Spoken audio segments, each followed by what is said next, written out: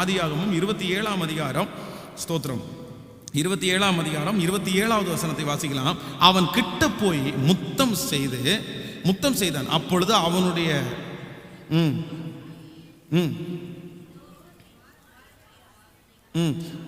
என் குமாரனுடைய வாசனை கர்த்தர் ஆசீர்வதித்த வயல்வெளியின் வாசனையை போல இருக்கிறது. தேவன் உனக்கு வானத்து பனியையும் பூமியின் கொழுமையும் கொடுத்து மிகுந்த தானியத்தையும் திராட்சரசத்தையும் தருவாராக. ஜனங்கள் உன்னை சேவிக்கவும் ஜனங்கள் உன்னை வணங்கவும் கடவார்கள். உன் சகோதரனுக்கு நீ எஜமானனாய் இருப்பாய். உன் தாயின் பிள்ளைகள் உன்னை வணங்குவார்கள். உன்னை சபிக்கிறவர்கள் சபிக்கப்பட்டவர்களும் உன்னை ஆசீர்வதிக்கிறவர்கள் ஆசீர்வதிக்கப்பட்டவர்களுமாய் இருப்பார்கள் என்று சொல்லி அவனை. இப்ப நான் வாசிச்சது எல்லாத்துக்கும் சொந்தக்காரர் யாரு சொல்லுங்க? இது யாருக்கு கிடைக்க வேண்டியது? ஆனா யாருக்கு கிடைச்சிட்டு இருக்குது சொல்லுங்க? அவனுக்கு உரியது. இந்த ஆசீர்வாதம் எல்லாம் தன்னுடைய மனசுல ஈசாக்கு யாரை நினைச்சிட்டு சொல்றாரு? தன்னுடைய மூத்த மகனாகிய ஏசாதான் வந்து நிக்கிறான் அப்படின்னு சொல்லிட்டு அவர் இந்த வாக்குத்தத்தத்தை எல்லாம் சொல்றாரு, ஆசீர்வாதத்தை எல்லாம் சொல்றாரு. ஆனா வாங்கிட்டு இருக்கிறது யாரு? யாக்கோப். அப்போ இவனுக்கு உரியது இவனுக்கு கிடைக்காம போனாலும் கர்த்தர் வேறொரு சகாயத்தை அனுப்புவார். ஆமென் சொல்லுவோம். சில நேரத்தில் நம்ம யார் எதுக்காக ஃபைட் பண்ணுவோம் தெரியுமா? எதுக்காக போராடுவோம் தெரியுமா? இன்னொருத்தருடைய சொத்து எனக்கு வேணாம்ப்பா, இன்னொருத்தருடைய பணம் எனக்கு வேணாம்ப்பா, ஆனா என்னுடையது சொல்லுங்க, என்னுடையது எனக்கு கொடுங்க, எனக்குரியதை கொடு, எனக்குரியதை வஞ்சிச்சு வச்சிருக்கிற, எனக்குரியதை ஏமாத்துறீங்க. நான் சொல்றேன், நீங்க வழக்காடாதீங்க, நீங்க அவர்களுக்கு விரோதமா போய் நிக்காதீங்க. அவங்க எடுத்துக்கிட்டோம், அவங்க அதையும் வேணா வச்சுக்கிட்டோம். ஆனா ஆண்டவர் உங்களோடு கூட இருப்பாரே, ஆனால் கர்த்தர் உங்களை ஆசீர்வதிப்பார். ஏசா தன்னுடைய சகோதரன் அந்த ஊரை விட்டு திரும்பி வரும்போது இவன் ஆடுகளையும் கிஃப்ட் எல்லாம் அனுப்பும் போது ஏசா வந்து யாக்கோபிட்ட என்ன சொல்றான் அப்படின்னா, எனக்கு என்னத்துக்குப்பா அனுப்புறேன், எனக்கு ஏராளமாய் உண்டு, கர்த்தர் என்னை மிகவும் ஆசீர்வதிக்கிறார். நான் வேணா உனக்காக 50 வேலைக்காரங்களை விட்டுட்டு போட்டுமா? நீ இந்த ஊர்ல இருக்கிறதுக்கு பயப்படுற அப்படின்னா உன் கூட வேணா கொஞ்சம் ஆட்களை நான் என்ன பண்றேன், விட்டுட்டு போறேன். என் ஆண்டவர் என்ன நீ நினைச்சதை விட என்னை ரொம்ப நல்லா ஆசீர்வதிக்கிறாரு. உங்ககிட்ட வாங்கி சாப்பிட்ற அளவுக்கு நான் இன்னைக்கு கேட்கல, நீ கொடுத்து உதவுற அளவுக்கு நான் இன்னைக்கு, நீ எனக்கு ஒரு கிஃப்டும் கொடுக்கவே வேணாப்பா, உன்னுடையது. யாக்கோபுக்கு மனசுக்கு படன்னு அடிச்சிட்டு இருக்குது, இவன் என்னமோ கொன்றுவானோ நம்மளை, ஏன்னா ஏற்கனவே ஏமாத்தானே இவர் ஓடி போனார். அதனால அவர் சொல்றாரு, டேய் அதுவும் 3 டீமா விடுறாரு, ஃபர்ஸ்ட் ஒருத்தன் போங்கடா, 2வது ஒருத்தன் போங்கடா. அவன் ஒருவேளை கேட்டான் அப்படின்னா இதெல்லாம் இவருடைய புத்தி எப்பவுமே மெட்டீரியலே இருக்கும் பாருங்க. இவர் சொல்லும் போதெல்லாமே இவர் என்ன சொல்றாரு அப்படின்னா, அவன் என்னன்னு கேட்கும்போது ஃபர்ஸ்ட் யாரை காமிச்சிரு, ஆட்டை காமிச்சிரு, மாட்டை காமிச்சிரு, கிஃப்டை காமிச்சிரு. கிஃப்டை காமிச்சா அவன் அது வாம் புத்திடா, அது உன்னுடைய எண்ணம். ஆனா ஏசாவுக்கு நல்லா சொல்லுங்க, நான் என்னமோ யாக்கோவுக்கு ஹெல்ப் பண்ணி ஏசாவை இருக்கு அப்படின்னு சொல்லல, ஏசாவுக்கு அந்த எண்ணம் இல்லை. இவருக்கு தான் எப்பவுமே மெட்டீரியல் மேலே ஒரு பற்றுதலாச்சு, பணத்தின் மேல பொருள் மேல தானே இவர் எப்பவுமே குறியா இருப்பாரு.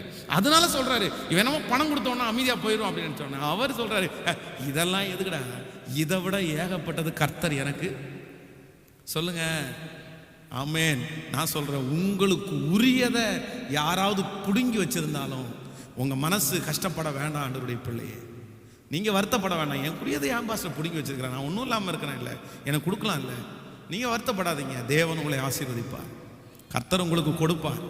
அவங்க என்ன கொடுக்கறது, பரலோகத்தின் தேவனாகிய கர்த்தர் உங்களுடைய பிஸ்னஸை, உங்களுடைய வேலையை ஆசீர்வதிச்சார்னா அவனை விட அவர்களை பாட்டிலும் நீங்கள் பல மடங்கு ஆசீர்வதிக்கப்படுவீர்கள், பல மடங்கு. ஆமேன்னு சொல்லுங்க.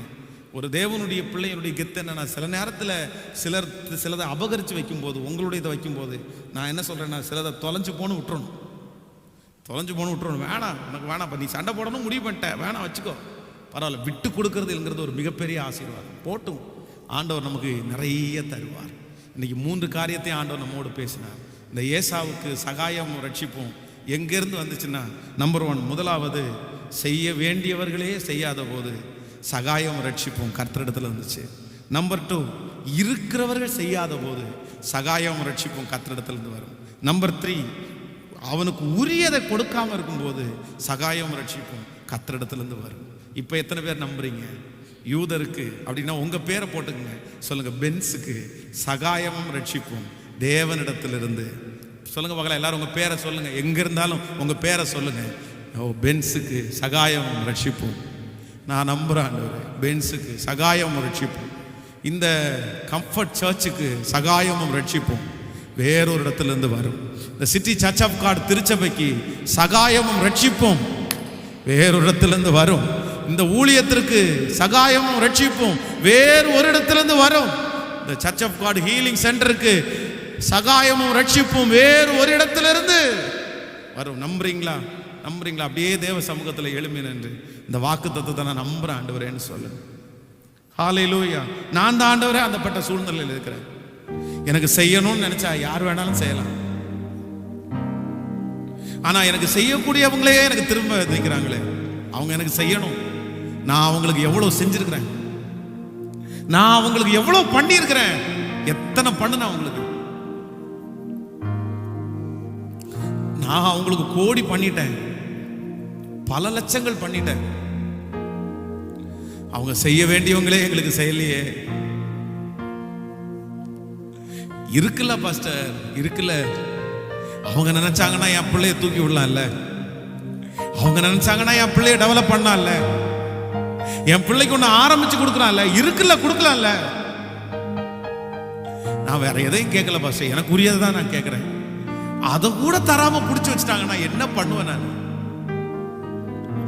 ஓ, கர்த்தரிடத்திலிருந்து வரும். யூதருக்கு சகாயம் ரட்சிப்பும் உங்களுக்கு சகாயமும் ரட்சிப்பும் கர்த்தரிடத்திலிருந்து வரும். கையை மேல உயர்த்தி இயேசுவே நான் நம்புகிறேன் என்று சொல்லுங்கள். ஹல்லேலூயா. நன்றி ஆண்டவரே. அழைத்தவர் அவர் கைவிட மாட்டார். சிஸ்டர், பிரதர், அவர் அழைத்தவர் கைவிட மாட்டார். உன்னை முன்குறித்தவர் கைவிட மாட்டார். அவர் நடத்துவார், அவர் கொடுப்பார், அவர் பெருக பண்ணுவார். அவருடைய கை தளராத கை, அவருடைய கை விரித்த கை, அவருடைய கை உங்களுக்கு இருக்குது. சொல்லுங்க, கையை மேல உயர்த்தி இயேசுவே உம்மிடத்திலிருந்து வரட்டும் என்று சொல்லுங்கள். ஹல்லேலூயா. உன்னை உண்டாக்கினவர், உன்னை சிருஷ்டித்தவர் உன் முன்னே நடந்து போகிறார். நம்ம முன்னாடி தான் போறாரு, நம்ம முன்னாடி தான் போறாரு. அழைத்தவர் கைவிடுவாரோ? ஹல்லேலூயா. நன்றி ஆண்டவரே, நன்றி ஆண்டவரே, நன்றி ஆண்டவரே. இந்த வாக்குத்தத்தத்திற்காக நன்றி ஆண்டவரே, இந்த வார்த்தைக்காக நன்றி ஆண்டவரே. சொல்லுங்க, ஆண்டவரே இந்த வார்த்தைக்காக நன்றி. இந்த வார்த்தை என் தலையின் மேல், என் பிள்ளைகளுடைய தலையின் மேல் அப்படியே நடக்க போகிறதற்காய். பிரதர், நீங்க சாட்சி சொல்லணும். சிஸ்டர், நீங்க சாட்சி சொல்லணும். என்ன தெரியுமா? கர்த்தர் எனக்காக செஞ்சாரு, கர்த்தர் எனக்காக கொடுத்தாரு, எனக்கு சகாயமும் ரட்சிப்பும் கர்த்தரிடத்திலிருந்து வந்துச்சுன்னு நீங்க சொல்லுவீங்க.